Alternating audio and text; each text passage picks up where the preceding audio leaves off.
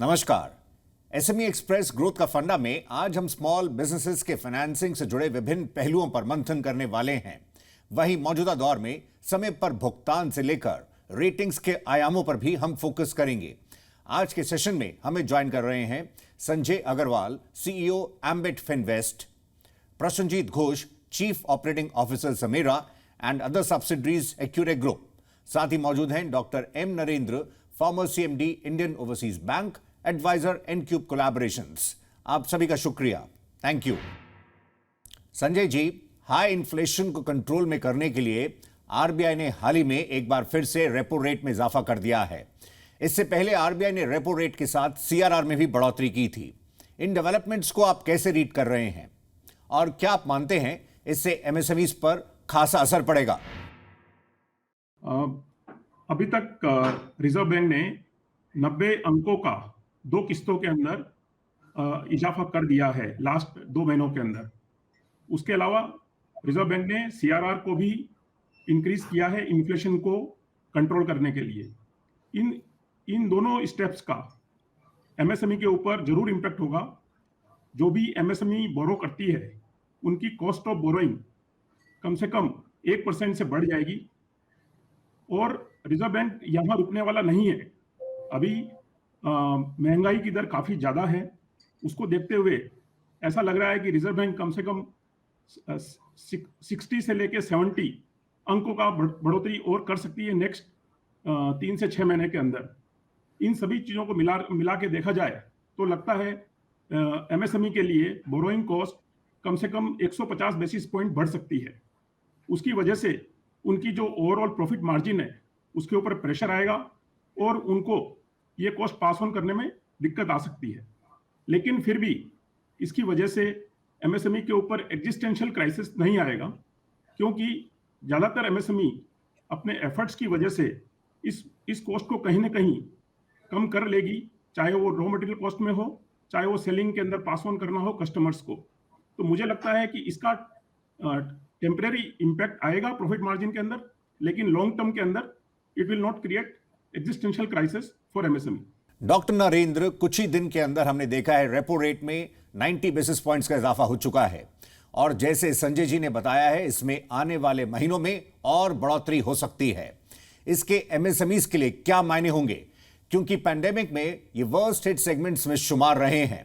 साथ ही high raw material prices के साथ ग्लोबल अनिश्चितताओं ने मुश्किलें बढ़ा दी हैं और लगता है अब बारी इंटरेस्ट रेट्स की है। यानी एक माइक्रो उद्यमी के लिए यह दौर वाकई ही काफी टफ है। एमएसएमई का और एक बार में उनको बहुत इसका कॉस्ट इम्पैक्ट है। अभी सभी कमोडिटी प्राइस का बहुत इंक्रीज हो गया ग्लोबली और उनका सभी रॉ मटेरियल का कॉस्ट ऑलरेडी बढ़ गए थे और उसको भी उन्होंने पूरा पास ऑन इफेक्ट किया नहीं होगा। और उसके अलावा उनको इमरजेंसी क्रेडिट स्कीम में और ऐसा भी सभी लोन पहले ही दिया है because of the Covid factor, उसके ऊपर अभी ये इंटरेस्ट रेट बढ़ने से उनका कैश फ्लो में इफेक्ट हो सकता है। बिकॉज डेफिनेटली उनका इमीडिएट पास ऑन के लिए बहुत टाइम लगेगा और ये मार्जिन कम होने से ये डेट लेवल एमएसएमई का इतना ज्यादा हो गया और उसके ऊपर ये एक बड़ा ग्लोबल इन्फ्लेशन और global commodity price boom and parallel India का इन्फ्लेशन और आरबीआई का एक्शन, उनका ऊपर बहुत तकलीफ आएगा। रिजर्व बैंक ने ये एमएसएमई को कैसा ये इंक्रीज इन इंटरेस्ट रेट से कैसा बचाने का है और इनका हालत को कैसा इंप्रूव कराएं और उसके लिए भी थोड़ा ध्यान देना पड़ेगा। डॉक्टर नरेंद्र, एमएसएमईज को कैसे सपोर्ट किया जा सकता है फिर ऐसे एनवायरनमेंट में? गवर्नमेंट ने थोड़ा इंसेंटिवाइज करके ये इंक्रीज इन इंटरेस्ट रेट को पार्टली एमएसएमई मिनिस्ट्री से उनको इंसेंटिव स्कीम दिया तो इंटरेस्ट सबवेंशन स्कीम बढ़ाए तो जस्ट लाइक एग्रीकल्चर में 4% इंटरेस्ट सबवेंशन है, इधर भी थोड़ा उनको हेल्प किया तो आई थिंक थोड़ा उनका हालत सुधरेगा। प्रसन्नजीत जी, आपका रुख करेंगे। एमएसएमईज को फॉर्मल फाइनेंसिंग चैनल से कनेक्ट करने में रेटिंग्स का एक खास रोल रहता है। आप मौजूदा मूड को कैसे देख रहे हैं? इकोनॉमिक एक्टिविटीज पिकअप होती दिख रही हैं? क्या small businesses pre Covid levels तक पहुंच पाए हैं? आगे की राह आपको कैसी दिख रही है? As the economic activity has started picking up, we see that the MSMEs have started kind of recovering, and we see that there is an increase in the demand, there is an increase in the capacity utilization, and there is an uptick in the investments and borrowings. So which is really auguring well for the MSMEs. The other aspect I would like to touch upon is the global companies are increasingly adopting the China Plus One strategy, where they are trying to de-risk their or rather diversify their supply chain beyond China. And as that happens, we see that the Indian export-oriented MSMEs, they have started, showing steady growth, and we can see some of the sectors like healthcare and say chemicals or ceramics. So these are some of the segments, and including many other export-oriented sectors, they have started showing a significant amount of recovery. Prasanjit ji, SMEs की ratings में कई factors consider किए जाते हैं। क्या समय पर भुगतान को भी देखा जाता है? और इस मोर्चे पर एसएमईज को इवैल्यूएट करते समय क्या प्रक्रियाएं, मैकेनिज्म फॉलो किए जाते हैं? Yes, absolutely, and it's a critical measure or an important measure in the SMA rating of SMERA. It helps in understanding the liquidity stress that is building up in the company if the timely payments are not happening. So what we really do is we look at SMERA evaluates the days in which the payments are made to the suppliers and the days in which the payments are received from the customers. So it's a critical measure while looking at rating the MSMEs. Of course, we have rated more than 50,000 SMEs and we have benchmarks across industries and sizes. So what we do, we look at the collection days and the payable days and compare the same with its peers and the industry benchmarks. And what we also do is we look at comparing the SMEs payable days and collection days with their agreed terms with the creditors as well as with the customers. Sanjay ji, आप cash flow based lending को कैसे compare करते हैं asset based secure lending से? जैसे अब काफी data available रहता है, बात जीएसटी को हो, आईटीआर हो, बैंक स्टेटमेंट्स, उद्यम registration, past credit history, CIBIL score, और इससे लेंडर्स को कॉल लेने में काफी मदद मिलती है। आप अगर कुछ ट्रेंड्स शेयर कर सकें।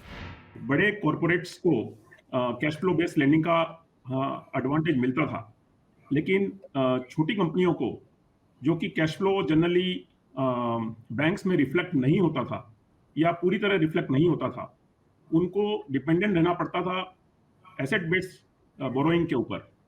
तो एसेट बेस्ड जब आपको कोलेटरल देनी है तो फिर कैश फ्लो तो इतना दिखाना जरूरी नहीं होता है।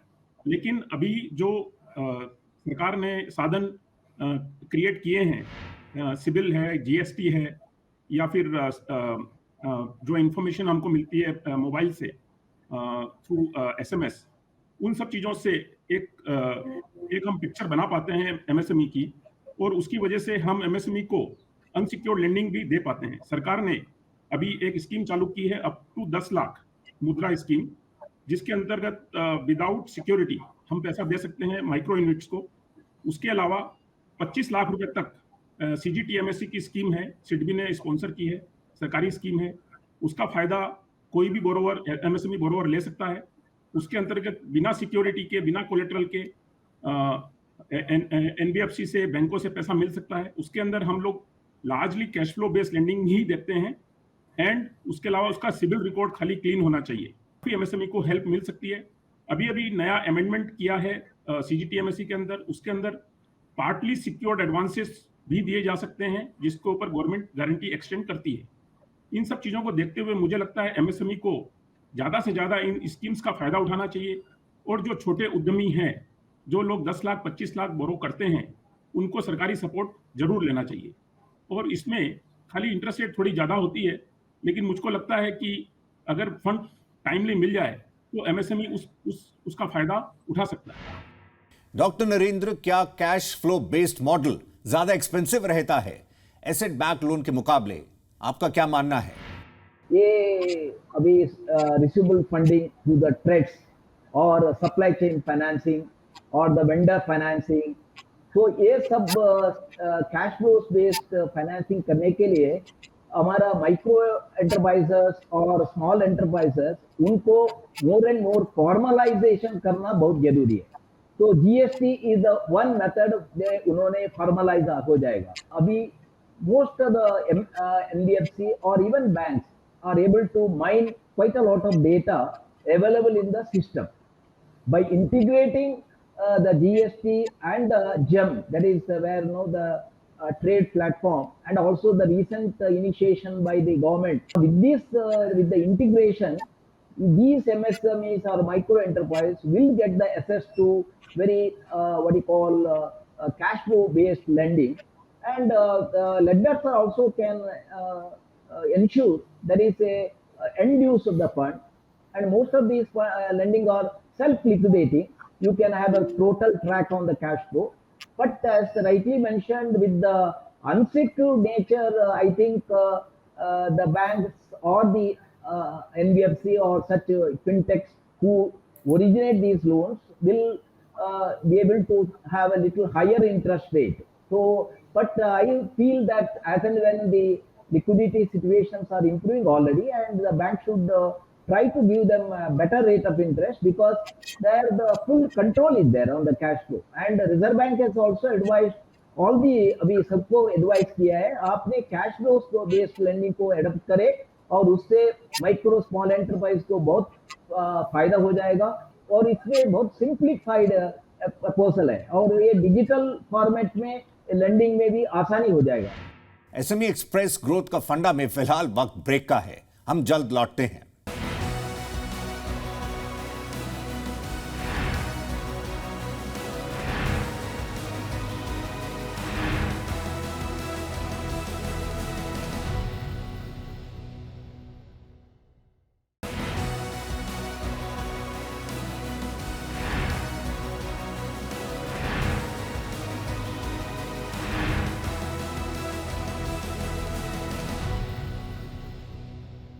Welcome back. आप देख रहे हैं एसएमई एक्सप्रेस ग्रोथ का फंडा। आज हम एमएसएमईज के फाइनेंसिंग और रेटिंग से जुड़े मुद्दों का जायजा ले रहे हैं। आइए चर्चा को आगे बढ़ाते हैं। प्रसन्नजीत जी, आपके पास आने से पहले एक और पहलू जानने के लिए हम संजय जी के पास चलेंगे।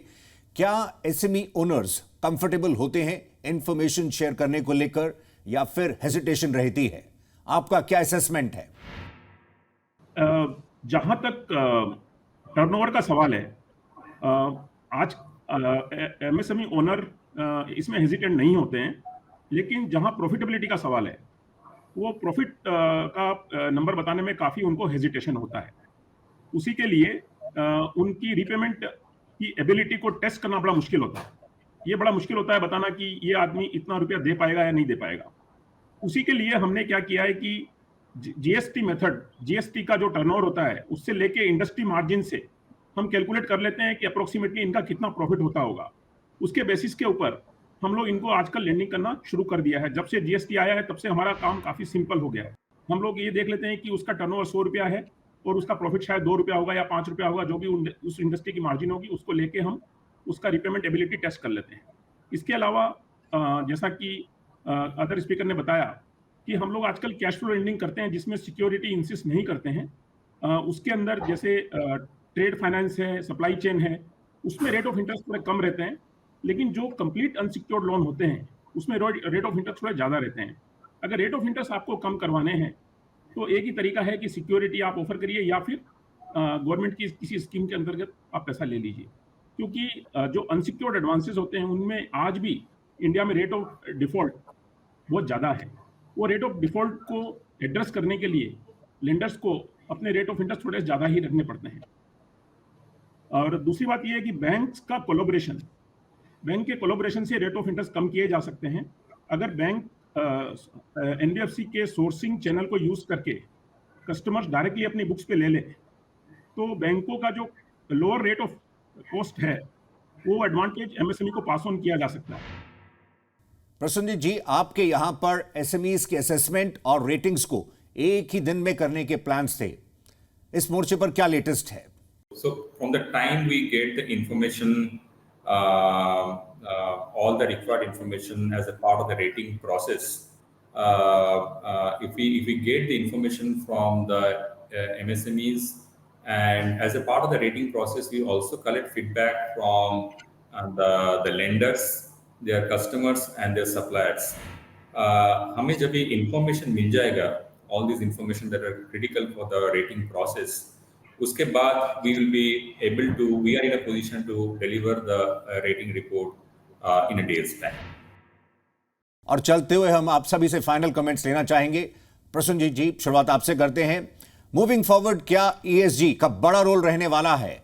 आप एसएमईज को क्या एडवाइस देंगे? जैसे एक्सपोर्ट स्पेस में नए मौके सामने आ रहे हैं, ऐसे में वो कैसी रणनीति बनाएं? Including sustainability as standard in procurement process is an effective way to reduce ESG related risks. And therefore what we see is that global companies are increasingly adopting sustainable procurement. Now, what I feel is therefore Indian exporters should proactively look at increasing their sustainability quotient by adopting various sustainability initiatives and measures like better waste management, wastewater treatment, reducing greenhouse emissions, GHG emissions, having greener products, having policies for child labor and forced labor, improving product safety, product quality, employee safety, and many other sustainability initiatives. Improved sustainability quotient will actually really augur well for the Indian MSME exporters, and there will be more acceptability, of MSME in the for the global companies, or rather to the global companies. In SMERA, we have started doing the sustainability assessment of the MSMEs. We are seeing a lot of queries coming in from the MSMEs as well, where they want us to help them with the sustainability assessment. Doctor Narendra, आप banking space में काफी लंबे समय से हैं। इस दौर में को लेंडिंग प्लेटफॉर्म्स को आप कैसे देख रहे हैं? ये किस तरह से लेंडिंग के डायनामिक्स को बदल रहे हैं? There is an expectation that all those unserved MSME will get the finance. और दूसरा क्या बात है, उन्होंने बताया जैसे ही बैंक का cost of lending is very low, तो बैंक ने उनको बहुत लोअर इंटरेस्ट चार्ज करेगा। तो ये NBFC और FinTech, if the cost is higher, if they charge for that 20% of their credit little higher also, average cost will come down to NBFC. And the servicing of the loan, the recovery of the loan, and if there is NPA also recovering, all that will be with the NBFC because they have the direct reach.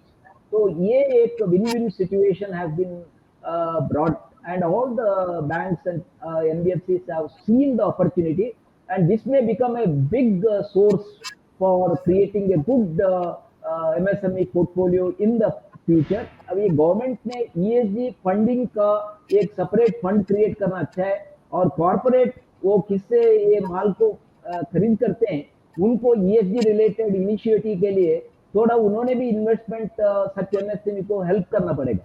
इससे technology का upgradation plus all other what you call in relation to sourcing के लिए where they get the best of the environment and sustainability. And हमारा MSME का capacity इतना नहीं होगा capital to get into the mode of ESG compliance. So there should be a involvement of the government and the corporate in enabling that. Sanjay साहब, NBFCs के लिए new asset classification norms के deadline को सितंबर 30 तक बढ़ाया गया था। RBI के मुताबिक लोन अकाउंट्स को NPA से स्टैंडर्ड में अपग्रेड तभी किया जा सकता है if all the areas of interest and principal are paid by the borrower. आप इस पर क्या शेयर करना चाहेंगे? रिजर्व बैंक का इंटेंशन मुझे लगता है ये था कि बैंक्स और NBFC में जो डिफरेंसेस हैं उनको धीरे धीरे कम किया जाए। लेकिन एक बात तो हमको समझनी पड़ेगी कि जिस सेगमेंट को NBFC एड्रेस करते हैं, जिसको वो लोन दे रहे हैं MSME को, वो बहुत ही छोटे यूनिट्स हैं, कोई पान वाला है या कोई छोटा मोटा किराने वाला है, इन लोगों का कैश फ्लो और इन लोगों के रिपेमेंट एग्जैक्ट डेट के ऊपर होना बहुत ही मुश्किल काम है, और उसकी वजह से 90 डेज का जो बासेल 3 का जो नॉर्म्स हैं उनको हर आदमी पे लगाना, जो बड़े कॉर्पोरेट्स हैं उन पे भी और एक छोटे से बोरोवर पे भी, मुझे लगता है कि थोड़ा सा अनजस्टिस है। तो इस नॉर्म्स को एमएसएमई के लिए थोड़े दिन रिलैक्स करना चाहिए, या फिर इसको कम से कम पुराने नॉर्म्स पे रहने देना चाहिए। लेकिन जहां तक रेगुलेशन का सवाल है, वो रेगुलेशन ऑलरेडी इफेक्टिव है, सितंबर 30 के बाद में 1 अक्टूबर से इफेक्टिव है, सबको लागू करना पड़ेगा, इसके लिए कोई चॉइस नहीं है। लेकिन हमारी ये रिक्वेस्ट है कि उसको खाली एमएसएमई के लिए रिलैक्स कर देना चाहिए, कम से कम micro units and small unit के लिए, क्योंकि वो गांव में है, उनका कैश फ्लो काफी अनसर्टेन होता है, कैजुअल होता है और अनसीजनल होता है, और सीजनल भी होता है। एसएमई एक्सप्रेस ग्रोथ का फंडा के इस एडिशन में इतना ही। संजय जी, डॉक्टर नरेंद्र, प्रसन्नजीत जी, आप सभी का शुक्रिया, थैंक यू। अगले कार्यक्रम में हम एक नई थीम के साथ आपसे मुलाकात करेंगे। फिलहाल नमस्कार।